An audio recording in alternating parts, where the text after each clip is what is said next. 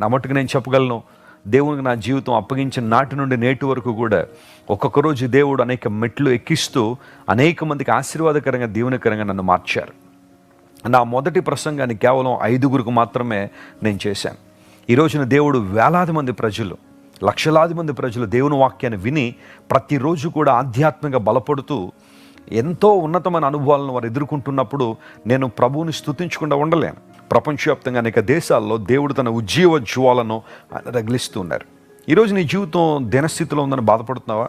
నీ స్థితి మొదట కొద్దిగా ఉన్నా తుదకు నీవు మహా అభివృద్ధి పొందుతావని లేఖన భాగం చెప్పినట్టుగా దేవుని పరాక్రమముల బాహువు మన కొరకు చాపబడింది.